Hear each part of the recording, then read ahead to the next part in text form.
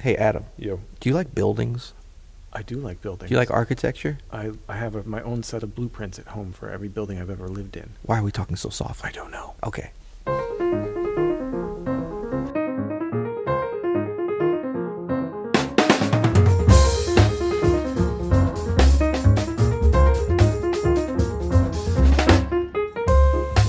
I'm Adam Maness. And I'm Peter Martin. And you're listening to the You'll Hear It podcast. Daily jazz advice coming at you. Why are we whispering and why are we talking about buildings? Well, because we're going to talk about architecture of a solo, which happens to be one of my favorite subjects because I'm saying it all the time, but I think it's important, and I'm so glad.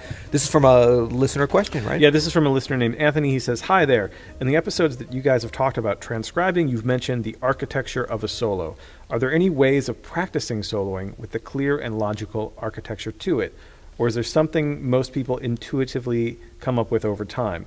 Thank you guys for all the awesome content. So there are actually things you can practice to help with a clear and logical architecture. You know, we have our good friend Sean Jones was in here, and he had a great lesson on building a solo, the architecture of a solo. He actually didn't sort of metaphorize it.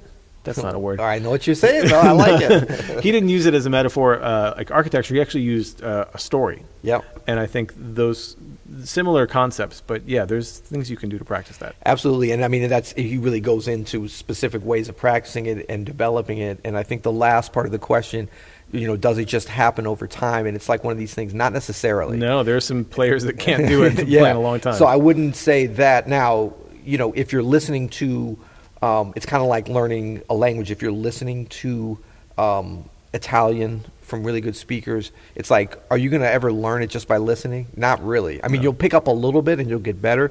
But if you apply some practice techniques and you're listening to a lot, then you will get both sides. You know, you get the practical kind of development, and you'll also get that kind of automatic development just by imitation and stuff. But you got to sort of, I think, dovetail it with some practical working, you know, real practical things, which we'll try to give you today in your practice routine. Yeah, let's break it down a little bit for you, Anthony. So, wicka chicka, break it down. Let's take a tune. Just take a simple, maybe 32-bar tune that you know, or a simple standard like Autumn Leaves or All the Things You Are, or something like that, and create a map for yourself. Let's create a 3-chorus map, right? 3 choruses is a pretty standard length for any. But you say 3 chorus? 3 choruses. Man, because I'm getting hungry and it's around lunchtime. I thought you said 3 course. I think the pizza's here too. It's getting ridiculous. 3 courses. I was thinking about a 3-course lunch. Okay, go ahead. Okay, so, you know, by the way, none of this is set in stone. No. Every solo is different. Every building is different. You know, you don't have to do anything the same way. There are some buildings set in stone. Let's be clear about that, though. But I know what you're saying. But this is just a very basic way to kind of structure a solo, and it seems to work pretty much all the time. Yep. So you're going to come out boxing. Right. You're going to come out with little jabs. Wham, bam. Thank you, ma'am. No, not with the wham, bam. You're going to come out with just a little... little jabs. Little left jab. Got it. Yeah, you know what I'm saying? Yep. Like a little, maybe left jab, right hook. Yep. You're not going to come out full on like... You're going to come out like this. Right. Shorter phrases. Thematic, riffing, maybe. You're going to take one theme. Fum, fum, fum, is what I did. So then we can go... Fum, fum, ba-da-ba-da. Right. Simple, concise. Fum, fum, fum, fum, fum. I'm flipping it around. I'm doing whatever I can think of in that rhythmic. Flipping it all around. Yeah, I'm changing the intervals. I'm playing with all of that. And that's going to take you through a good half chorus, chorus even, of the whole thing. Yep. Then at the end of that first chorus, an event will happen. Yep. You're going to change it up. You're going to go... Chances are the rhythm section is going to go with you. The drummer's going to start playing in forward. So a little lengthening of the phrases, a little more, well, you wouldn't say, I mean, you're already kind of rhythmically precise and stuff, but you're lengthening the phrases a little more thematic. A little more thematic. You're going to start, like you said, lengthening those phrases a little bit. Really, this is where you're kind of in the meat, you're in the development. Towards the end of the second chorus, as you're done shadow boxing, you're actually playing like real, you know, good length rhythmic phrases.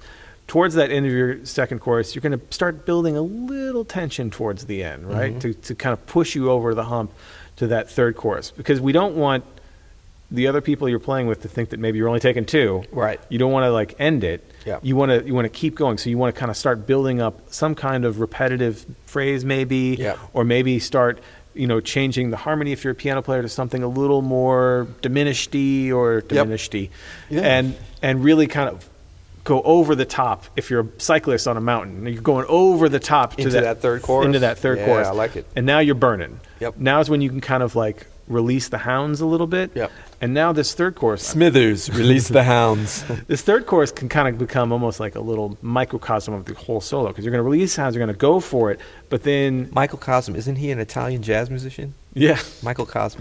Okay. you're gonna do these little mini building. This third chorus is like you're going for it, long streams, tension, and release throughout. Probably a lot of interaction. A lot of interaction. If I'm playing the piano, if everything's kind of built up properly, I can just do something like bum, ba-da-da-dun, ba-da-da-dun, Rhythmic, and the drummer is going crazy, Yep. and the crowd's on their feet. If I'm doing it right, Oh, we're going best case scenario on we're this going solo. best I like case. it. Jazz club packed. It's 1 a.m. Everybody's wasted.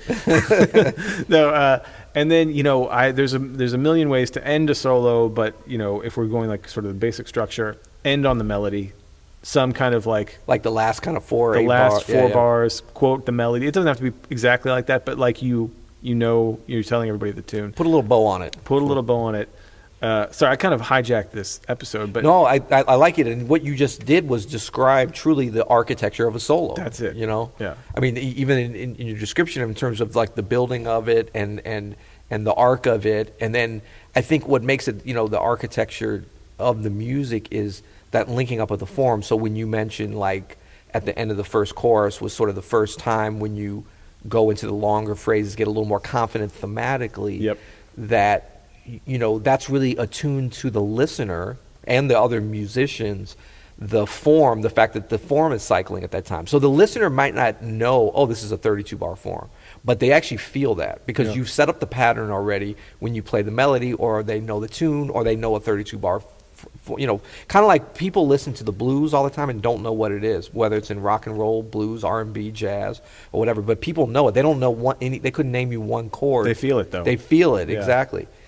So this is a great thing in terms of architecture. Just like when you're building something, you don't have to know anything about architecture to look at a building and know how to get into it. You look for the door.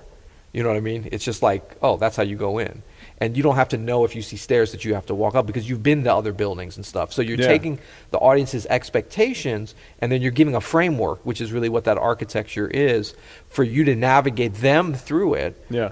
But the challenge always with jazz music is that we're improvising it every time. So this is a framework, but what you've done now is you've given some great elements to practice and to work on in a conscious way, I think, with this example. And look, we could give 10 other different possible ways. There's over a million 3 ways to do choruses. it. Yeah. But now you've got ways to practice and to really think about it. So in terms of what you practice, that's what you do. You would take this as like Adam's number one way to practice, and you might do 5 solos over 5 different tunes, or even over one tune where you're going to follow that exact pattern. Now you're not telling them what notes to play. No. You're telling them how to play it. Right. How to structure it. Yeah. So now you're going to fit your solo into that structure, and you're going to start to learn how to do that. And then ultimately, when you're I think what you want to get to, and I think in the question sort of alludes to this, is like in the future when it just happens, it will just start to just happen. You'll just feel it because you've done the repetition. Yeah, and then you'll even I'm still discovering, although I know quite a few different possible architectures of 3-chord solos or 5 chords or whatever it is. Yeah. I'm always amazed that there's really an infinite different ways to structure a solo. I always think like, man, every way's been played, or I feel like I played every way, and so. But when you're open to kind of the development, it's almost like you're designing the building as you go. Yeah. Then you really, and then listening to what's happening around you, to the moment, it almost feels like there's an infinite different ways to do it well. There are, and we should reiterate, this is just a way to practice. Like, Peter Martin's not up here saying like, all right, I have 3 choruses, I'm going to build tension at the end of you've done this now so much and practiced, building and constructing a solo and have so much experience in it. Like you said, it just flows. There's a million different ways. Yeah. You just have a feel for it. You can, when you get good at this, you could actually start reading your other musicians. You Yeah. can start reading the audience. Yeah. And you can really hold off if you feel like you can get away Intellectual with it. jazz lover in row 4. Let me attune to that. Yeah, totally. You're like, that guy looks like a nerd. I'm going to play right to him. But I think another key thing that I like what you said is the structure of it.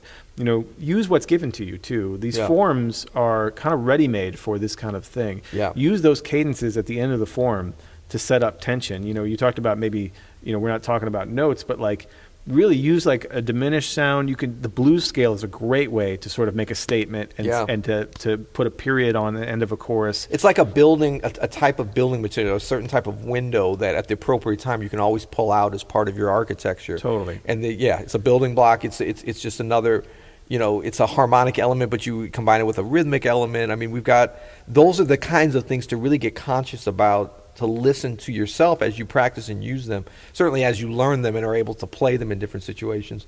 And then I think a big part of being able to pull it off in a way, live, like what you're talking about, without having to think about this, but to still have a great architecture, is that you have to concentrate so much. Like when we're playing, it's not that we know how to do this very well. So, and I mean, look, I've sat there and played with Christian McBride and watched him come up with some amazing solos, and he is concentrating, but he's not thinking about, I'm going to do 3 choruses, I'm going to build it up. That part's coming naturally, but he also understands the form so well that he can fit that in without having to think consciously about that part of it. So until you get to the point where you really know these tunes, you are going to have to concentrate on that as well, which is fine. Yeah. And repetition and concentration in your practice will lead you to the promised land. That's right. Keep experimenting with your own ways of developing tension and your own punctuation that you put on the forms. Always keep the form at the forefront of your architecture. That's going to save you a lot of headache and trying to figure things out. If you do it right, if you can mark the form correctly and build appropriately with your phrase length, it kind of just happens. That's right. But try that 3-chorus technique. It's one I've used before, and one I know Sean Jones has talked about. So good. Yeah. Thank you, Anthony. And if anybody has a question for us or a lesson, episode topic that you'd like to suggest, you can go to you'llhear.com. That's right. Get yourself a T-shirt. Get on our mailing list. We have a weekly newsletter where we tell you what's coming up. We offer links to maybe some. Are we offering that by snail mail, or is that purely electronic? Yeah. So Rachel, she licks stamps all week long just to send out the newsletter on every Friday. No. But then we end up doing it by email at the last minute because it's just so much more efficient. Yeah. Well, until next time. You'll hear it.